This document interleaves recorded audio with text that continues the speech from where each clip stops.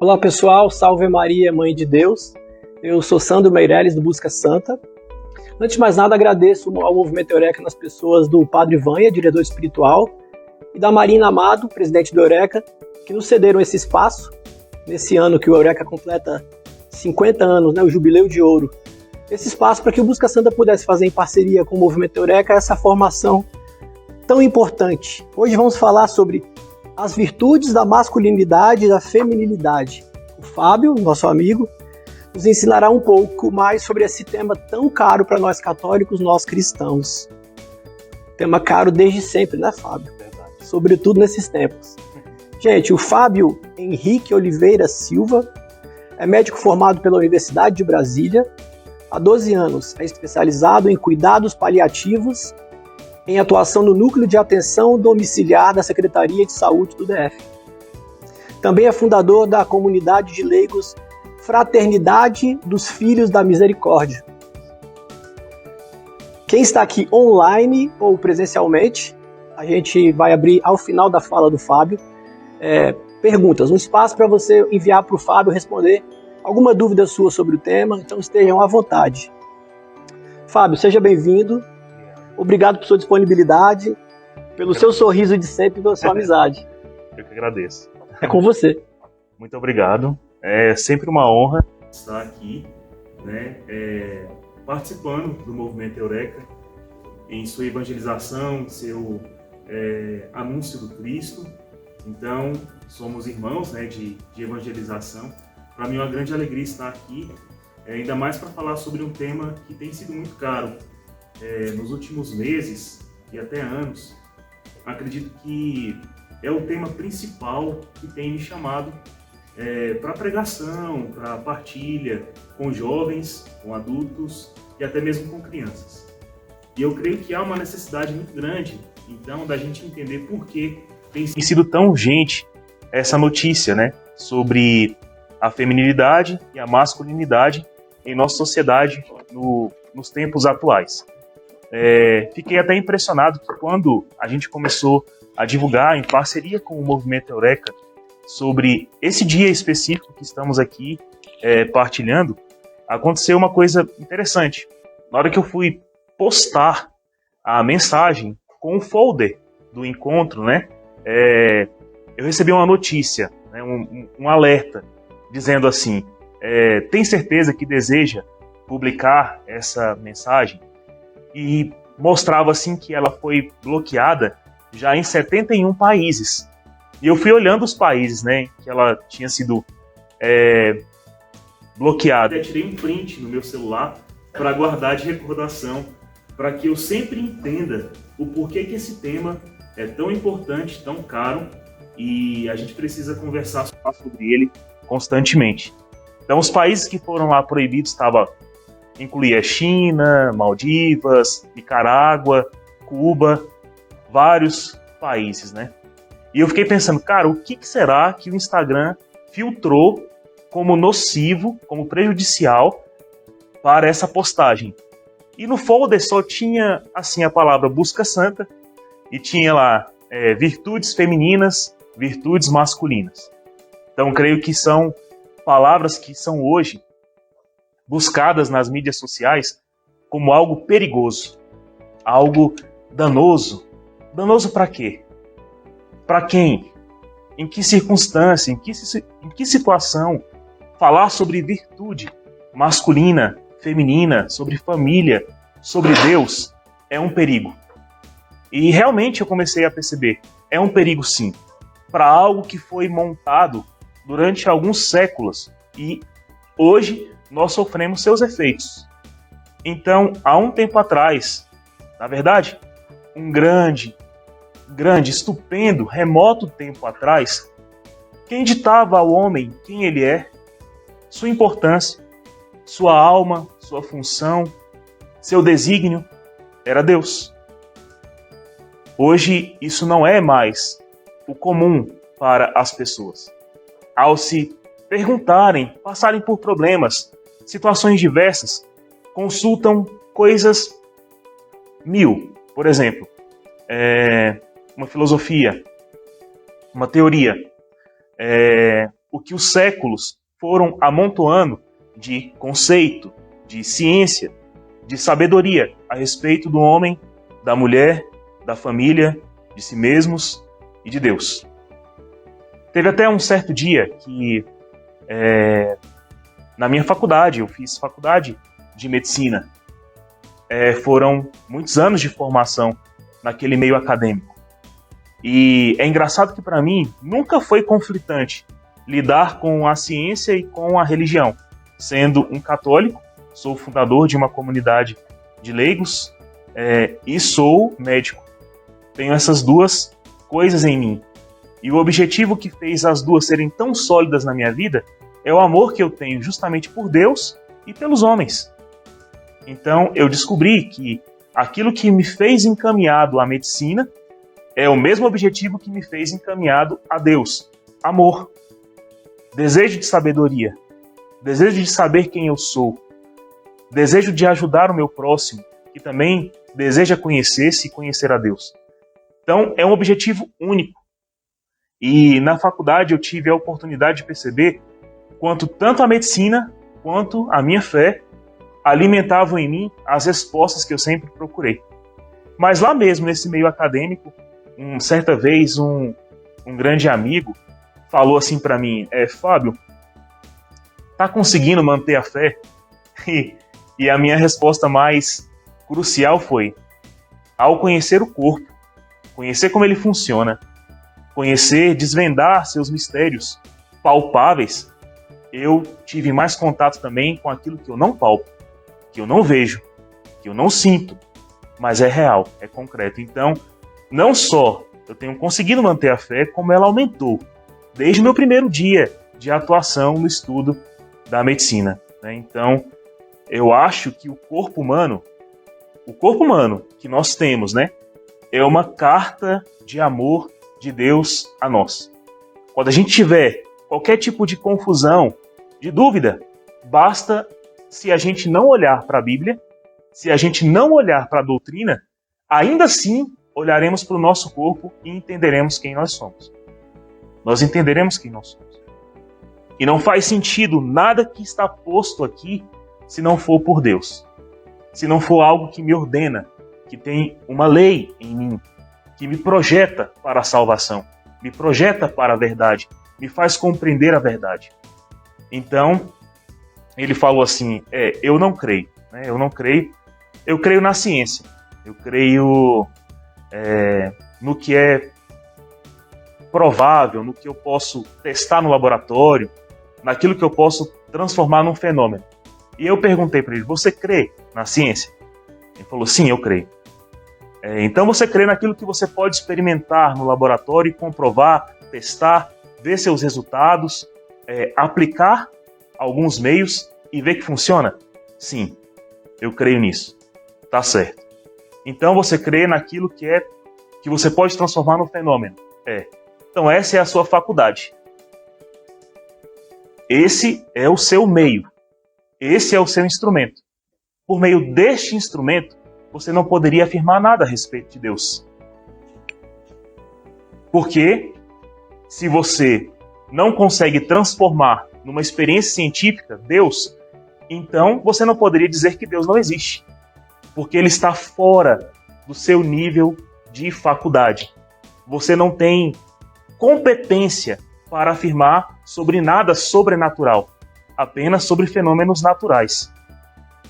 E até neles vão te faltar explicações. Me explica a Eucaristia. Me explica o milagre de Lanciano. Me explica a encarnação do Verbo Divino, Cristo Jesus. Me explica a ressurreição.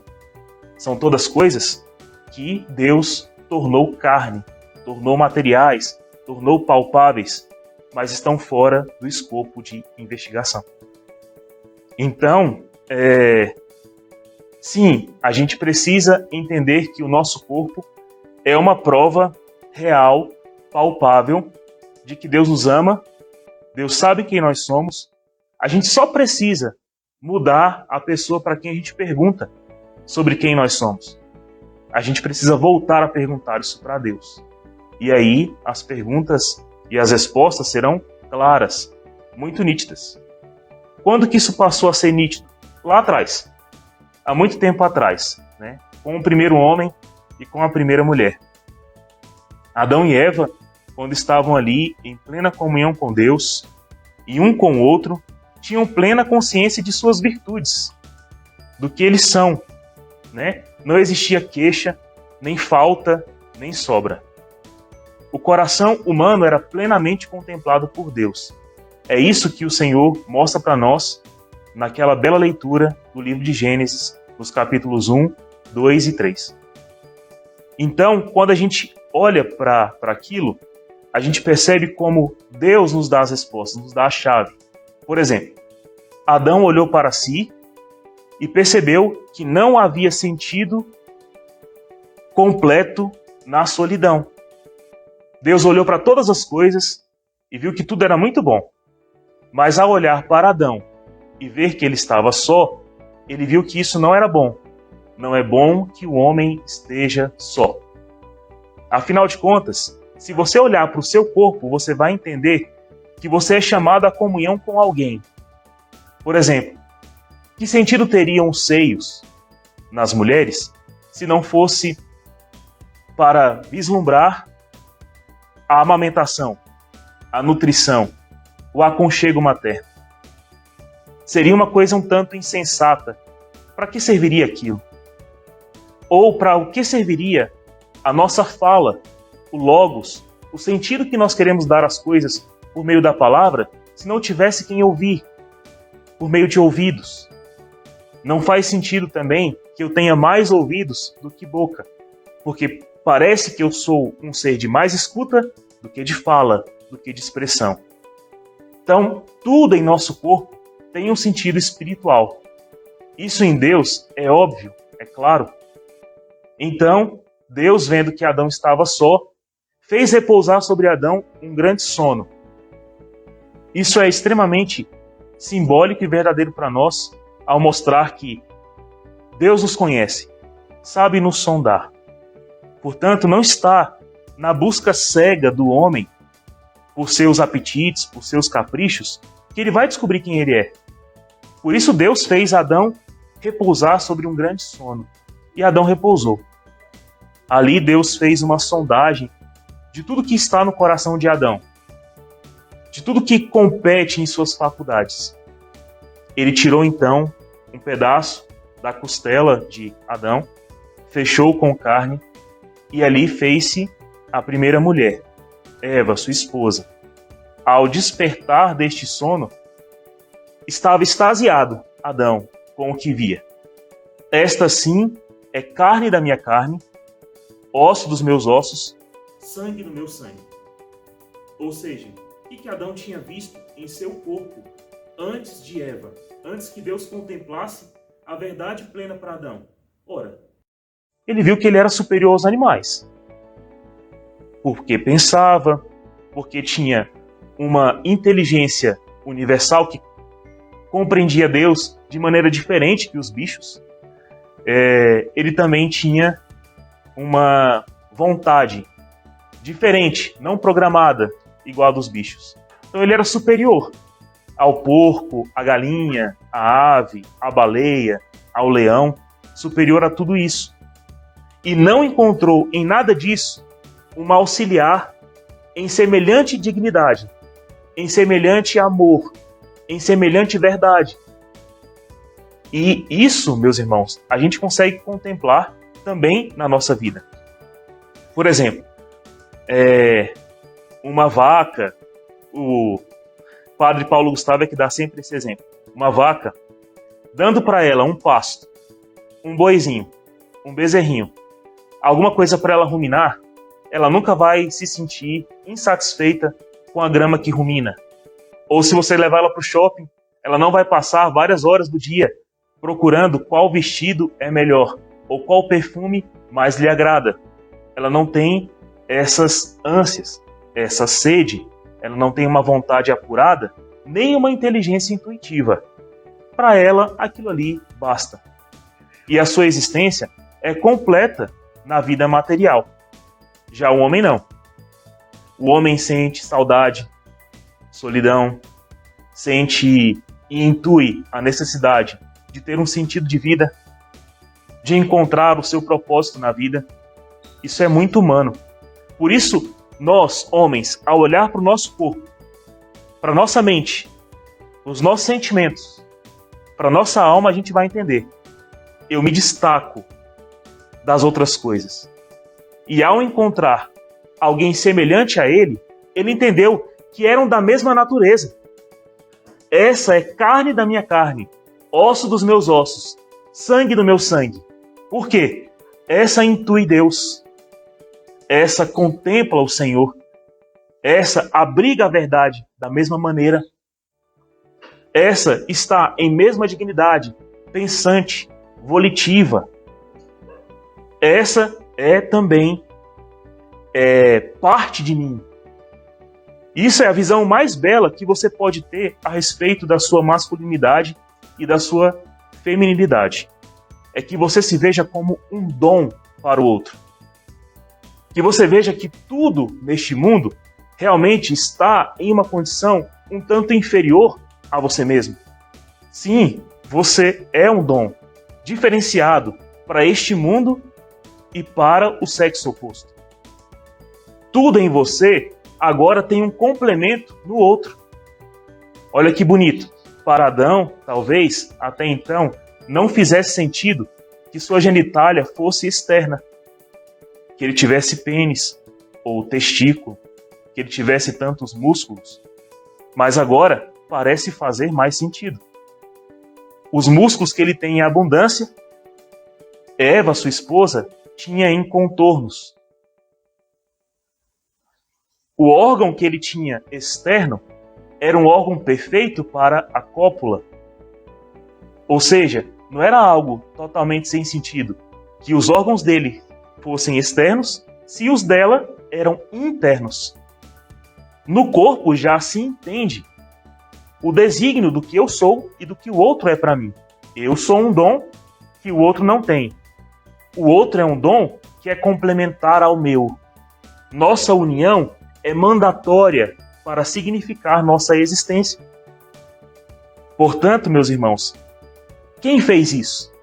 Quem deu essa visão ao homem tão completa sobre o que ele é, a ponto de ele dizer: essa é carne da minha carne, osso dos meus ossos, sangue do meu sangue?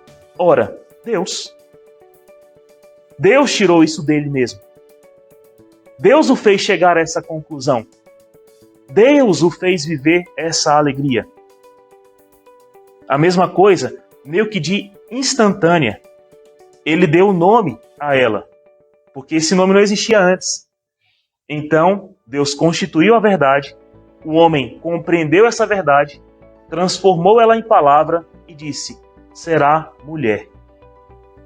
E ainda por cima, dando o nome, será Eva, porque é a primeira mãe de todos os viventes. Ou seja, ao contemplar, o homem contemplando quem ele é, a mulher contemplando quem ela é, já surge a primeira virtude e a máxima virtude, e a virtude mais exemplar e mais constitutiva, a paternidade para o homem e a maternidade para a mulher. Imagine a alegria de Adão ao perceber: se ela for a primeira mãe dos viventes, eu serei o primeiro pai. Eu serei o primeiro a deixar minhas sementes. Eu serei o primeiro a colocar neste mundo um legado. É forte, é complementar, mas é algo que está à luz de Deus nos revelar. E a revelação vai só se estendendo de percepção em percepção. Por exemplo, por que testículos se chamam testículos? Vem da palavra testes, que significa o princípio de um testemunho. Ou seja, as sementes que o homem guarda em seu testemunho são as sementes que hão de frutificar a terra, que é o útero, que é o rahamim, que é a origem da vida, que é a misericórdia, que é simbolizada justamente pelo feminino, a virtude do feminino.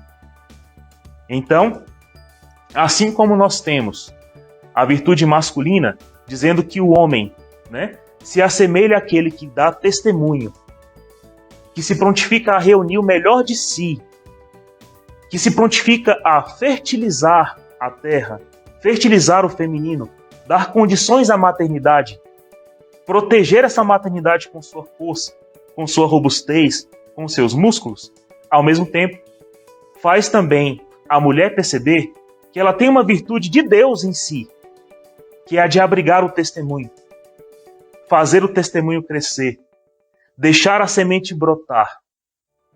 E esse exemplo, Jesus, lá no Evangelho, bem mais lá na frente, vai usar para dar a correta relação entre o homem e a alma e Deus, entre o homem e o próprio Deus. Quando Jesus começa a falar sobre o reino de Deus, ele usa uma parábola para falar sobre isso, que é a da semente que cai ao chão.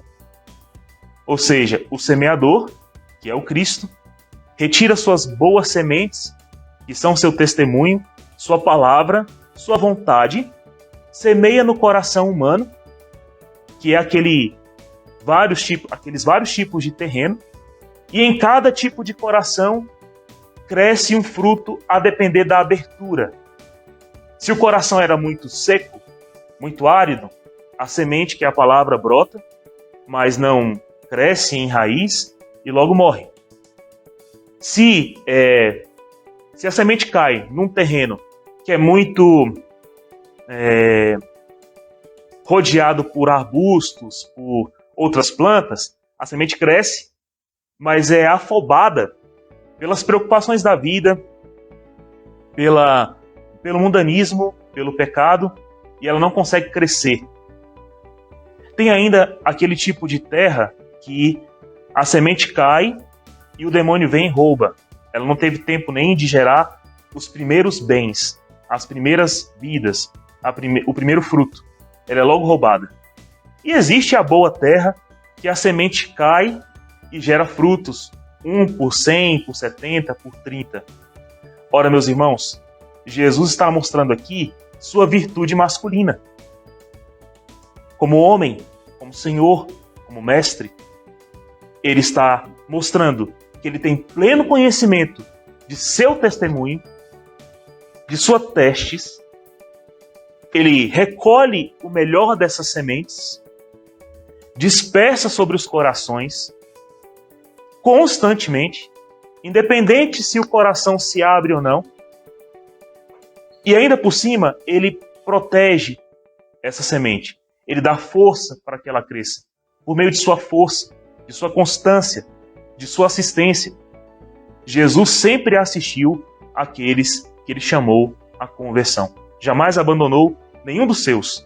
Inclusive a sua palavra que diz: estarei convosco até o fim dos tempos. Isso é uma virtude masculina. Se quiser saber aonde você vai enxergar as principais virtudes masculinas, olhe para o Cristo. Olhe para São José, seu pai nessa terra, e você vai entender. Somos chamados à sabedoria, a descobrir o nosso testemunho, a fazer com que nosso testemunho seja depositado em algo que vai fazê-lo crescer, proteger esse testemunho de todos os males, de qualquer tipo de ameaça, defender a verdade por meio do uso dos nossos músculos, trabalhar por isso e nutrir isso. São virtudes masculinas. Quais são as virtudes femininas? É igual à da terra, né? Ora, se existe uma resistência para receber, para acolher o testemunho do Cristo, assim como o testemunho dos sacerdotes, da igreja, do esposo, a terra, o útero, é infértil. Pode jogar ali, nada cresce. Isso é algo que você pode colocar no nosso tempo de hoje. Às vezes, as preocupações mundanas abafam tanto o pouco da semente que vai caindo no coração das mulheres, do feminino, que, sim, a palavra cresce, mas logo as ervas daninhas vêm e sufocam o bem que aquela erva poderia, aquela nova vida poderia gerar.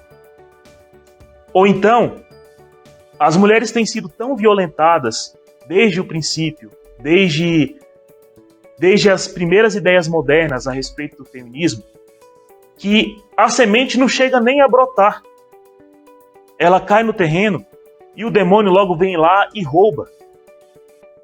Porque vocês que estão assistindo e vocês que estão aqui presentes, não é bem assim que soa quando alguém chega para você e diz que o ideal da mulher é que ela não fosse chamada de mulher, ou que ela não tivesse seios, ou que ela não tivesse a menstruação, a regra mensal, ou que ela não sofresse com o parto, que ela não tivesse filhos, que ela não fosse obrigada a nada disso, a submeter-se a nada nem a ninguém. Não parece que quando esses conselhos chegam aos ouvidos das mulheres cristãs hoje em dia, não parece como que o pássaro que vai lá e rouba a semente antes mesmo dela brotar? Parece para mim estranho que nós vivamos em uma sociedade onde se fale hoje sobre bloqueio hormonal, definição sexual de jovens e adolescentes previamente aos 13 anos de idade, como se essa pessoa tivesse maturidade para negar, antes de conhecer, os dons que Deus colocou em sua própria natureza. E o recado belo e magnífico que Deus tem a nos manifestar no nosso próprio corpo. Por isso, eu impeço aquela carta de chegar até mim, aquela mensagem bela de chegar aos meus ouvidos, e assim como o demônio fez na parábola, a semente é roubada antes mesmo de gerar qualquer tipo de vida. É por isso que ali se gera uma infertilidade. Infertilidade cultural, infertilidade espiritual, infertilidade corpórea, infertilidade material. Mas depois, ninguém vem restituir isso para a mulher. Aqueles que propuseram que esse estilo de vida negacionista para as mulheres nunca vem depois dar-lhe um novo sentido de vida, ajudá-la a constituir a verdade de si mesma, enxugar as suas lágrimas, porque ficou infrutífera, nem mesmo levá-la ao conceito da verdade, que plenamente foi colocado para nós em Gênesis. Não é bom que o homem esteja só. Não é bom. Não é bom que o homem não se conheça. Não é bom. Não é bom que o homem não saiba reconhecer a Deus, nem a si próprio, nem possa se doar. Portanto, meus irmãos, de diversas maneiras existe essa infertilidade em nosso coração. Às vezes, é um conceito errado que a sociedade foi alimentando com o tempo. Às vezes, é a nossa própria luta interior para viver a virtude que é destinada a nós. Às vezes, são vários traumas que nós não soubemos resolver e entregar a Jesus para sermos sanados. Diversas coisas podem acontecer, mas a verdade não vai deixar de ser verdade e o convite não vai deixar de ser convite. É tão forte o recado de Deus a respeito do nosso corpo e das virtudes que Ele quer em nós, que só com a morte, para eu interromper esse aprendizado de olhar para o meu corpo e ao mesmo tempo olhar para a minha alma. Pois a morte separa o corpo da alma. Tem que ser uma coisa muito grave, muito forte, uma ruptura muito densa, para que eu consiga chegar a um grau onde eu fecho os meus olhos e não vejo mais o recado de Deus em minha vida. Mas há um motivo que a própria Sagrada Escritura mostra para nós, que ajuda a gente a se cegar, que é o pecado, né? De fato, é o pecado. Tanto que quando Adão e Eva pecaram, caíram em desobediência, eles que tinham uma grande comunhão com Deus antes, a primeira coisa que eles tampam não são os olhos, não são os ouvidos, não é a boca, mas a genitália. Porque a genitália guarda o maior segredo do homem a respeito de si e com relação a Deus. É que nós somos feitos para a comunhão. Volto a repetir, não é bom que o homem esteja só. Mas se eu tento encobrir essa verdade, vou cobrir meu pênis, vou cobrir minha vagina, vou cobrir meus seios, vou cobrir a minha realidade. Se eu fujo disso e me escondo de Deus, de trás das árvores, para que Ele não me veja, eu estou negando, não é o que Deus constituiu em mim. Eu estou negando a minha verdade mais essencial, a de que eu fui feito para estar em comunhão com o meu próximo e com o Senhor. É isso que eu não quero admitir. E é por isso que o homem cobriu com folhas de figueira a parte que mais o revelava a verdade. E a mentira que o homem vai alimentando em seu coração desde o princípio foi a de que nós não somos comuns com Deus. Se você for lá em Gênesis e olhar as palavras de Satanás para Eva e, consequentemente, para Adão, as palavras eram assim. Quer dizer que Deus proíbe vocês de fazerem o que querem, de terem liberdade, de usarem de seus dons? Não parece que esse Deus é bom. E aí plantou-se em nosso coração um sentimento de desconfiança com o próprio Deus e conosco. É por isso que a gente se esconde. Mas a verdade precisa entrar de novo em nossos ouvidos. A serpente já nos assediou demais com sua palavra venenosa a respeito de Deus e de nós mesmos. Chega disso. Em primeiro lugar, onde nós precisamos de cura é no nosso ouvir. Tem que passar a ser doce de novo, ouvir do Senhor quem Ele é. Tem que ser doce passar a ouvir de novo do Senhor quem nós somos. E isso cura. Talvez, depois de tantas formações e pregações a respeito da masculinidade, da feminilidade, da teologia do corpo de São João Paulo II, o homem volte a despertar desse sono perverso, porque o que estamos vivendo agora não é mais aquele sono confortável que Adão viveu, mas é um pesadelo. E talvez a gente acorde e volte a entender: essa sim é carne da minha carne, osso dos meus ossos, sangue do meu sangue. Que a mulher diga a mesma coisa para o homem. Que os homens digam a mesma coisa para a igreja. Que a igreja diga a mesma coisa para o Cristo. E o Cristo diga a mesma coisa para a sua igreja. Quando o homem, então, for desperto desse pesadelo em que nós estamos inseridos, a verdade plena há de resgatar em nós essa comunhão, essa felicidade. Só não é bom que a gente esteja só ainda hoje, enquanto vivemos esse pesadelo. Porque quando nós, meus irmãos, tentamos afastar Deus de ser aquele quem revela a nós quem nós somos, a gente vai ouvir outras pessoas. A primeira é a serpente. A primeira é ela. Mas ela se manifesta de diversas formas. Então, por exemplo, quando a gente vai falar sobre o feminismo. O feminismo, quando chegou suave, sorrateiro e manso, como a serpente chegou.